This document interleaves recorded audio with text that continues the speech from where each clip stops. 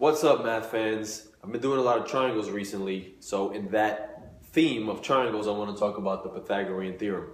There was this guy, his name was Pythagoras, he was Greek, and he had a lot of free time, so he played with right triangles until he came up with this formula. We're not sure if that's his formula or someone else came up with it first, but he gets the credit. He was the most popular at the time. I guess his followers were very popular. I'm going to do a proof of where the formula comes from. It's one of a few different proofs. I'm going to run through it. If you don't like it, you can just fast forward and I'll get to the examples in a minute. So, look at this thing. It's a square. And then inside, I have 4 pink right triangles. And I have a white square inside.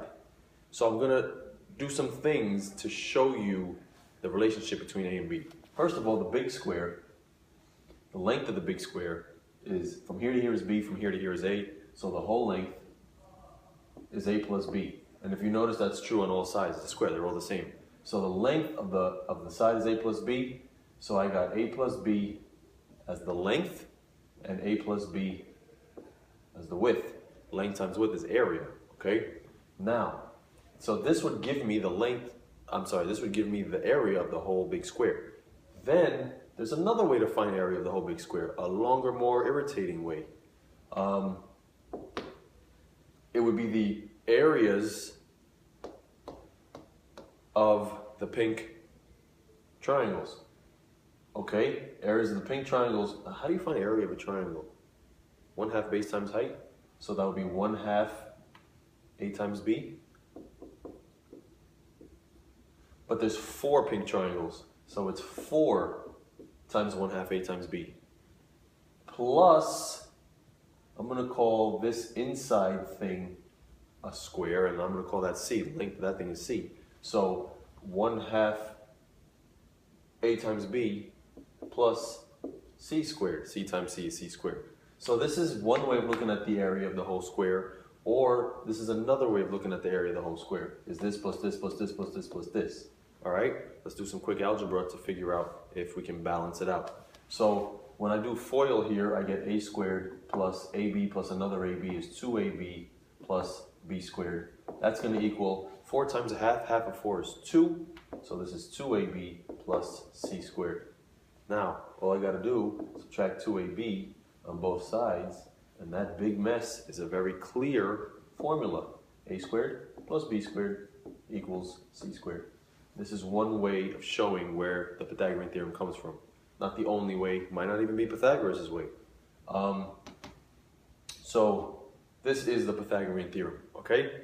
What does it mean? It means A and B are sides or legs of a right triangle, and C is the hypotenuse of a right triangle. So if you're looking at a right triangle, these are my legs. The legs form the right angle. The hypotenuse is always the longest side opposite the right angle. So I'm going to call the height A, the base B, and C is always the hypotenuse.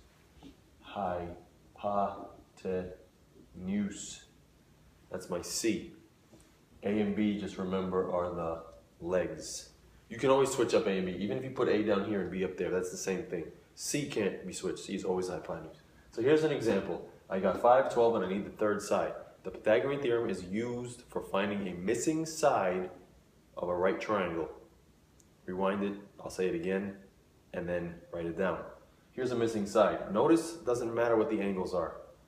As long as you have a right angle there, you don't care about these angles. I'm only worried about the sides. So Pythagoras, help me, Pythagoras. Let me write down your theorem. A squared plus B squared is C squared. What's my A? 12. What's my B? 5. Plug it in.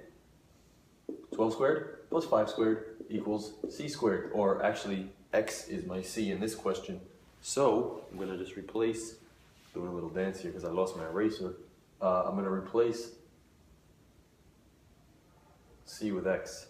Does that look like an X? All right, what's that? 144 plus 25 equals X squared.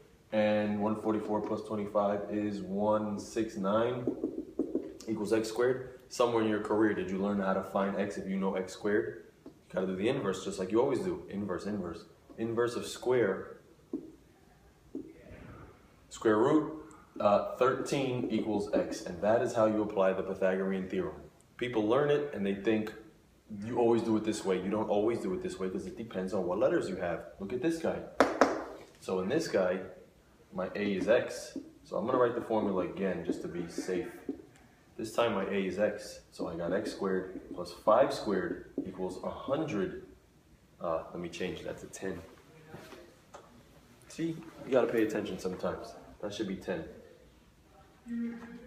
Should be 10 squared, but I was thinking ahead and I knew 10 squared was 100. That's why I put the 100 there. So x squared plus 25 equals 100. Now I got to do an extra step that I didn't have to do there. To get x alone, I'm going to do the additive inverse. And I got x squared equals 75. And now I can take the square root of both sides.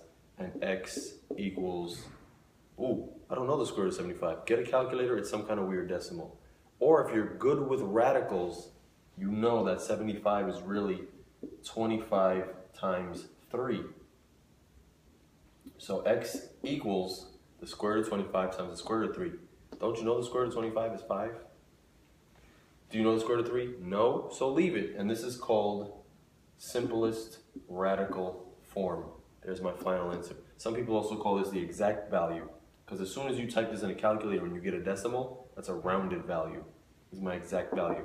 All right? Any questions on Pythagorean Theorem? If you do, just type them to me in the comment section. Like, comment, subscribe, share. All right? Thank you very much. Just for fun, take a look at number... Sorry, I just did number... Take a look at number 2. I don't know why I skipped it. I would like you to try it on your own. See if you can do this. So again, write your formula and see if you can do it on your own. All right? A little bit of practice. Thanks for watching. See ya.